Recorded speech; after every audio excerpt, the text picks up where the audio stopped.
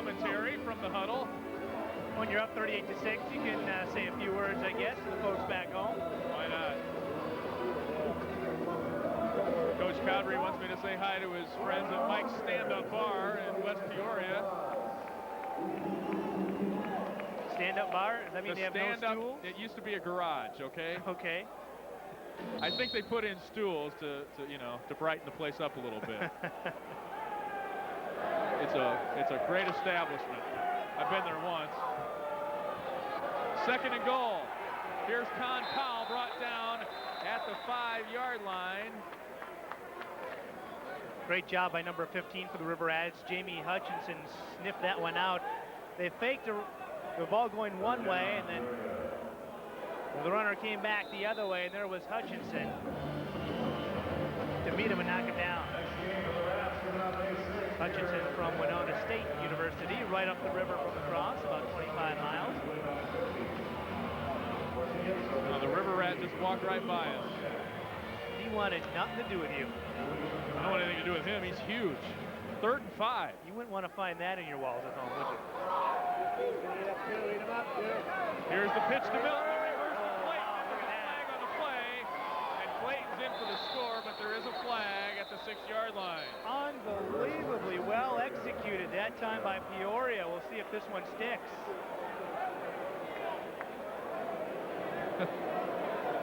I've never actually seen anybody. There is nobody over on that other side of the field. I mean, there were 3 blockers and no River Rats. Nobody to block. Clayton goes in for the score. Alonzo Clayton, number 2, with the touchdown. Todd Kerr's getting a workout with his extra points. He's going to earn his letter today alone. And he hooked that one. Maybe not. And Coach Cowdery just does not have a great love for kickers, and that's why. And Todd Kerr's is one of the best around that's not in the NFL. He had a great career at Illinois State, and I'm still surprised he didn't stick with an NFL team. And I'm surprised that he hasn't made more tonight. I think he's 1 for 4 on the point after, if I'm right. Well, keep in mind, these River Rats players new to the IFL are seeing indoor football for the first time in the last few weeks, and a lot of these plays coming at them kind of quick. And I love Peoria's game plan. They're throwing a lot of different things at the River Rats, taking advantage of their inexperience, and that last touchdown was a perfect example of that. And you know, the guy that scored the touchdown, Alonzo Clayton, has something in common with Willis Jaycox. Yes. Alonzo Clayton was the number 1 receiver at Northern Iowa. And you might have heard of the guy that used to throw to him, Kurt Warner. Willis Jaycox is Kurt Warner's number 1 receiver with the Iowa Barnstormers. Small world, this IFL, NFL You bet stuff. it is. That one kicked into the end zone off the wall, fielded by Justice, and he's brought down at the 9-yard line by Jack Brawl. And Robert Lindsay and Percy Scott.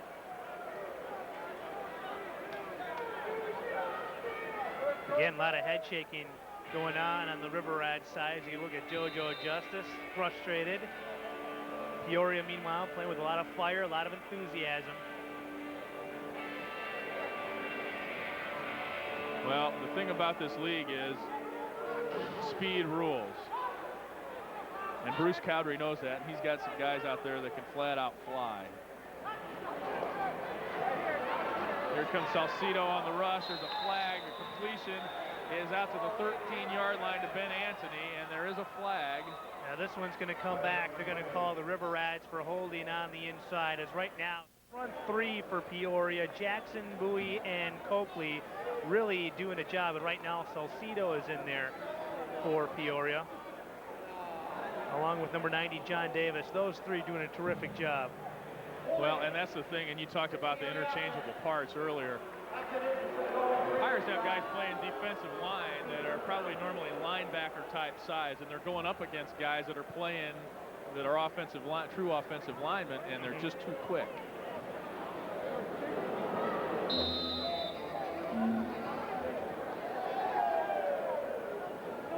That makes it first down and 15 for the River Rats with 7 minutes to go here in the third quarter.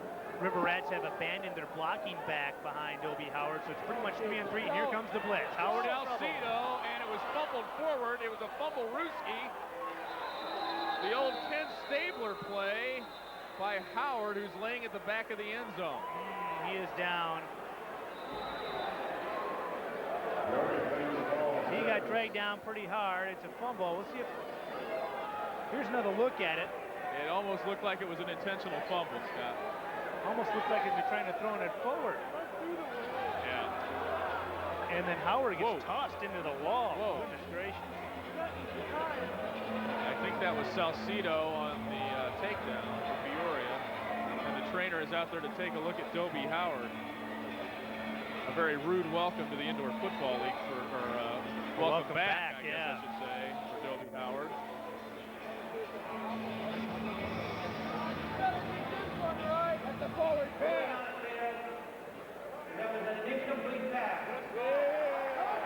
Now they changed the ruling. They rule it an incomplete pass. You mentioned that he intentionally threw it forward just before he got thrown into the wall there, but you were rightly, he did kind of flick that thing forward even if it wasn't intended for anybody. It is a forward pass. Then my question is that intentional grounding? True. That should be the next question. I got a lot of questions. There are questions. We don't have a whole lot. Here's another. Not too many answers. Another look at it. Maybe we can get some answers. But we take a look at the Rat Pack. So with Dobie Howard, obviously he's going to miss this next play, and who knows how much longer. But that means Rob Slavens, the starter from the first 2 weeks, will check in at quarterback now. Slavens. Yeah, there's another look, and not a real old guy, but I remember Kenny Stabler fumbling inside the 10-yard line once upon a time, and the Raiders getting a touchdown out of it. And that's what that looked like to me, and now Bruce Cowdery is calling for the intentional grounding.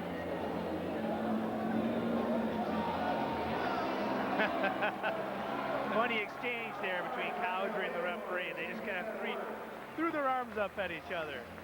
The official pointed his finger right in Bruce Cowdery's face.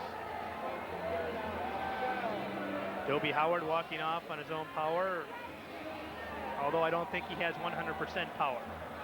No. I think he's working on generator right now. He's gone to auxiliary power. That was a tough hit. And I don't think Jose Salcedo meant to hurt him. No, he let go of him just before he went into the wall. There was no intention of throwing him into the wall, that's for sure. So it's Slavens at quarterback. He's back to throw, and it looks like the ball got tipped at the line of scrimmage. Incomplete pass. Salcedo knocking that one down again. Impressive in his first game this season with Peoria, Jose Salcedo.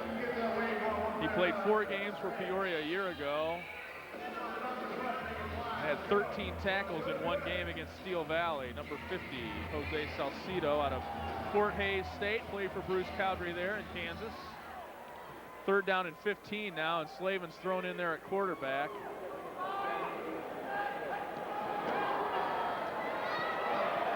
And he meets a lot of pressure, and the ball comes loose, and I'm not sure that he didn't throw it away. Yeah, and that'll be intentional grounding. Fortunately, I think Slavens was out of the end zone when he threw it, so that might save the Crosse some points. Kenneth Bowie and John Davis both applauding that call. We get pressure from the outside, Bowie and Davis that time, and then Salcedo late. Yeah, Slavens was out of the end zone on the intentional grounding. And he was on his way down as he let it go. 4th down either way, so the River Rats will have to punt.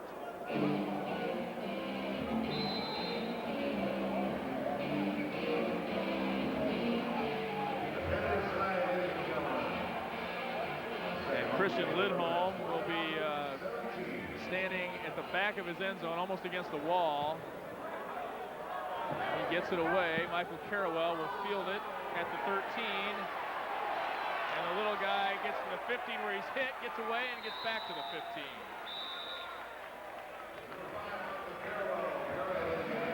Special teams that time doing the job for the River Rats. That little guy's tough to bring down, isn't he, Lee? My partner, Denver Johnson, the head coach at Illinois State University in our first game, said he's quicker than a hiccup. Excellent analogy. Yeah. Well, Peoria as a team averaging 43.5 points a game through their first 2 games. They've already surpassed that, 44, and we still have 5 minutes to go here in the third quarter. And unfortunately for the River Rats' sake, they went the wrong way on that drive, and they've had minus yardage a couple of times. Bruce Cowdrey wants to have words with his quarterback, Mike Nelson.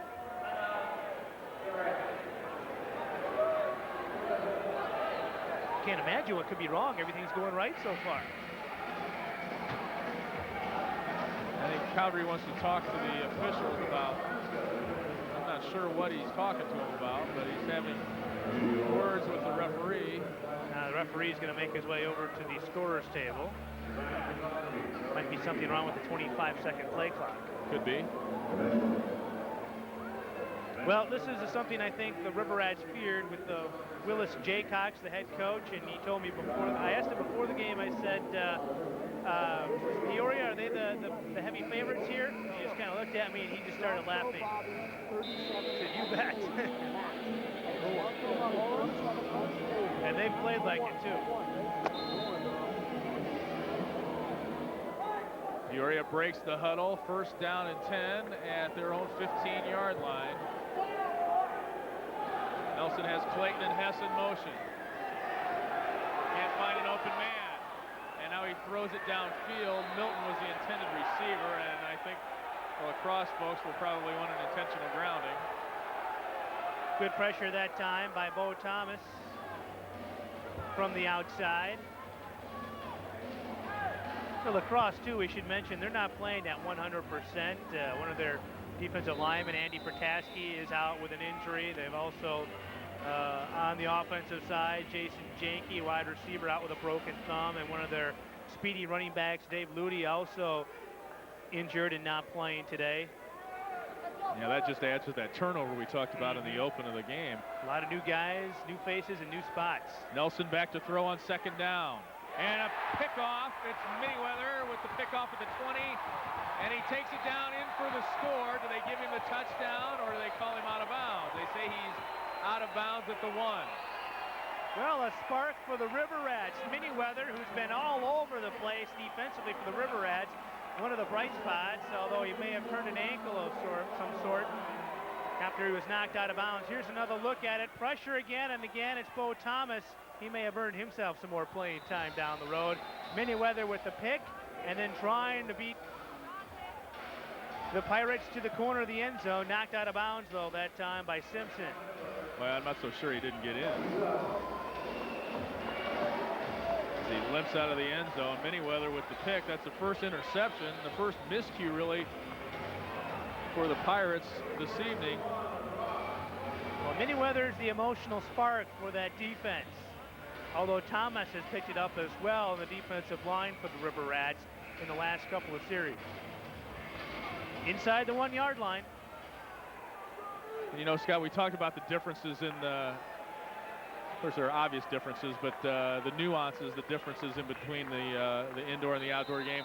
There's one that holds true for both. Throw them over the middle late. You don't want to do that. Heard that a million times. And it bit the Pirates there, and now River Rats fumble, and it's picked up and taken the length of the field by Gerald Niesman. Was he down, or is that a score? It's a touchdown. I don't think he was touched down. That's going to be a touchdown. And he did it with one shoe. Nobody laid a finger on him. Gerald Niesman, 99 yards. 99 yards. 49 yards. 99 if this were a 100-yard field, as we do it in scale.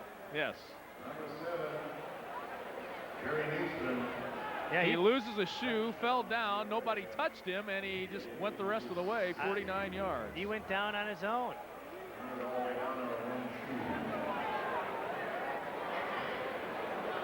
Now, my daughter Samantha would love him. One shoe on, one shoe off. She's 19 months old, and she's in the hospital tonight. And we send our love back home to her. And she would love that guy. He didn't have his shoes on, and he's playing anyway.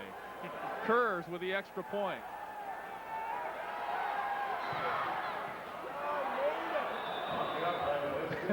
Well, an easy River Rat score, and it gets turned around the other way. And Cowdery gives fake enthusiasm and throws up his hands so that it's good for Todd Kurz.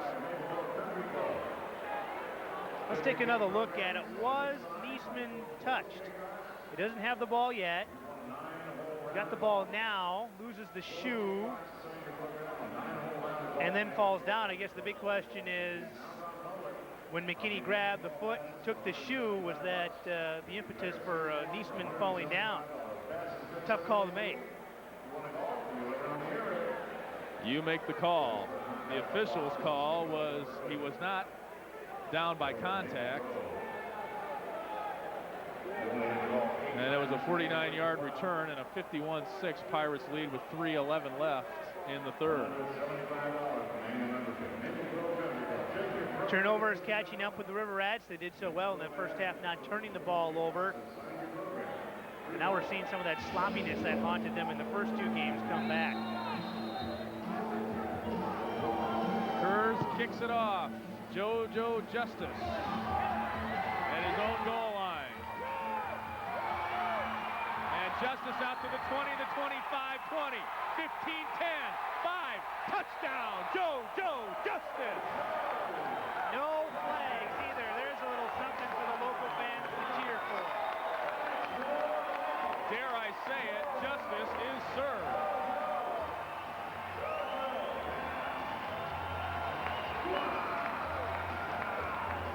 Here's another look at it. Justice finding the seam right up the middle. And then doing some nifty open field running. Then you see the speed as Lindsay tried to catch him from behind. Couldn't quite do it. And Justice in the end zone. A spark for Lacrosse. He was the #1 receiver for Duluth a year ago in the IFL. And comes up with a touchdown here to put some life back in the crowd here in Lacrosse. It's been a long time between scores for the River Rats. They scored the first one and now the last one. Both of them practically the length of the field, too. Maybe they're better off starting at the 1-yard line. You might have something there. Rob Slavin's staying at quarterback. Philby Howard shaken up on that last series for the River Rats. Looking across the way, I can see him sitting down on the bench. Doesn't look like he's going to be re-entering the game at all. Delay of game on Lacrosse. And with 2:03 left in the third, we've got a timeout. I thought that was our media timeout. Apparently yes, the Pirates call timeout, and it is our timeout here. 2:03 left in the third, 51-12 our score. This is the Indoor Football League. Back at the Lacrosse Center, Lee Hall, Scott Emmerich. They're throwing Kit Kat bars into the crowd. Our side won the sing-along. Thanks to your voice. Hey. I mean, you were belting it out. Well, looks like our nothing producer else. got one. Yeah. I'm not bashful if nothing else. And for a Kit Kat bar, hey, you know, those guys are fired up. Good Cowboy fan there in Packer country. Man after a little boy after your own heart there, huh, Cowboy? Oh yeah. You like that Cowboy stuff. One of my many faults, you know. Up here we would call it a fault, that's for sure. Right, well, I understand. A lot of people do. Who'd the Packers take today? Tight end. Bubba Franks out of Miami. Flag on the play in the end zone. They went for 2. Jermaine Toney that time will get flagged for pass interference. And the River Rats will get another chance at it.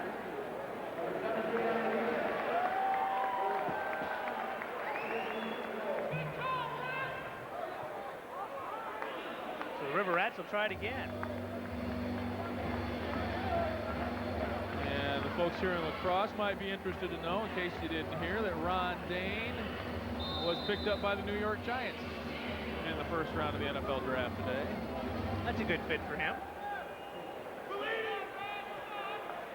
They'll try again for the extra point. 51-12. Slavens keeps it himself, and he's denied. That's Bowie taking him and the ball backwards. Him mostly. I mean, he just literally picked him up and tossed it back from the 1-yard line back to the 4-yard line. Bowie showing some strength. Very impressed with him. Played his college ball at Central Missouri State. Played junior college ball for the national champions, Blinn Junior College out of Texas once upon a time. He is a talented athlete and shows it there. Denying the extra point for La Crosse. 51-12 to score, a minute 58 to go here in the third. The local news coming up after the game. In Peoria, it's the home team. In La Crosse, it's the hometown team. So stick around for that. Not sure what the difference is. I think it's not sure what the difference is. Home team, hometown team. Yeah, you got me.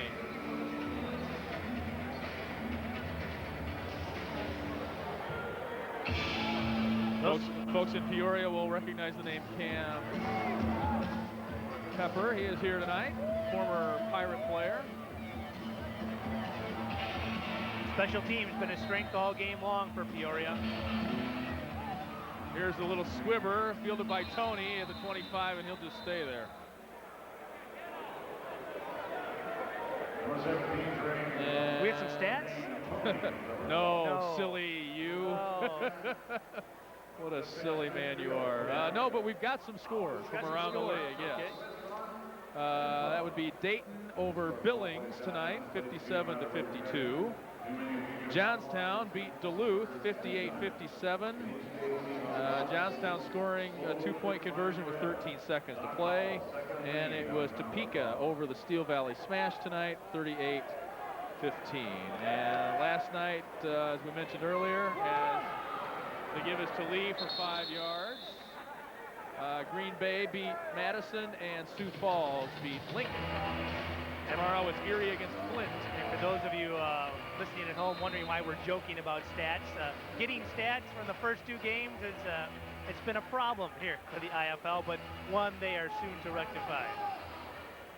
Folks working very hard field side, having to do it by hand. Did you bring your abacus? We prefer to call it statistically challenged. But you know what? Nelson gets another 5.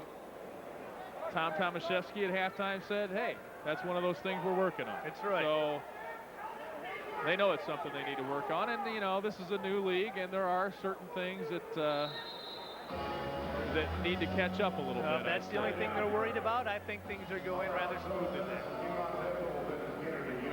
As he said, that's one of those things the fans don't notice so much. That's something us guys in the media notice quite a bit. 3rd and 1 to give us to Jamie Lee, and we're going to see a lot of this for the next 15 minutes of game time. Lee out of Paducah, Kentucky, as I mentioned, home of my Aunt Pauline.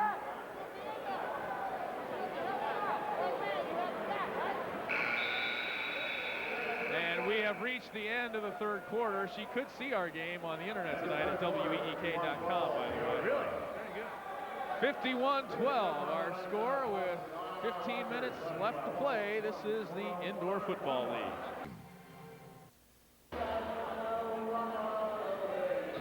We're back at the La Crosse Center. The River Rats dancers dancing to the Nancy Sinatra Classic.